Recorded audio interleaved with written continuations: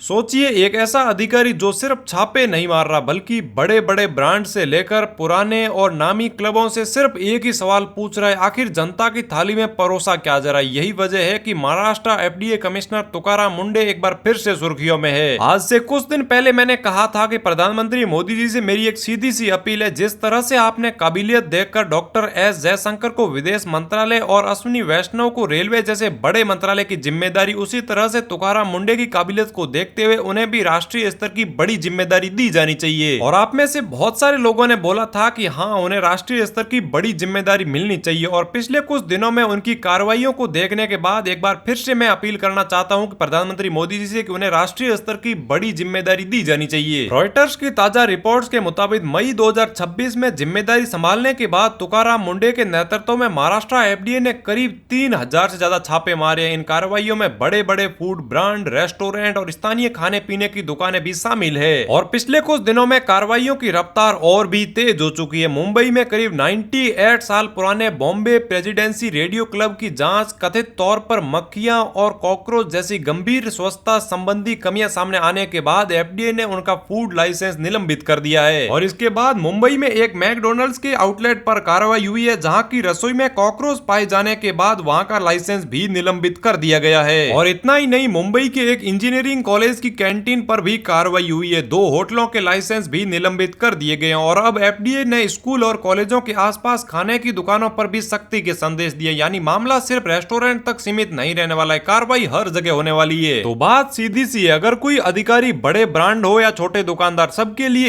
एक ही नियम लागू करने की कोशिश कर रहा है, तो ऐसे अधिकारी की जरूरत सिर्फ एक राज्य को नहीं है बल्कि पूरे देश को है। इसीलिए प्रधानमंत्री नरेंद्र मोदी से मेरी एक सीधी सी अपील है, अगर तुकाराम मुंडे की प्रशासनिक क्षमता और उनकी कार्यशैली आपको योग्य लगे तो उन्हें राष्ट्रीय स्तर पर ऐसी जिम्मेदारी दीजिए जहां उनकी क्षमता का इस्तेमाल करोड़ों भारतीयों की खाद्य सुरक्षा के लिए हो सके। तो बात यही है कि काबिल अधिकारी को काबिलियत के हिसाब से जिम्मेदारी मिलनी चाहिए, क्योंकि सवाल सिर्फ तुकाराम मुंडे का नहीं है। सवाल है, क्या देश में ईमानदारी और सख्ती के साथ काम करने वाले अधिकारियों को उनकी क्षमता के मुताबिक बड़ी जिम्मेदारी मिलेगी या फिर नहीं। बाकी साथियों, आप लोग क्या सोचते हो, क्या तुकाराम मुंडे को राष्ट्रीय स्तर पर बड़ी जिम्मेदारी मिलनी चाहिए या फिर नहीं? कमेंट करके अपनी राय जरूर से बताइएगा।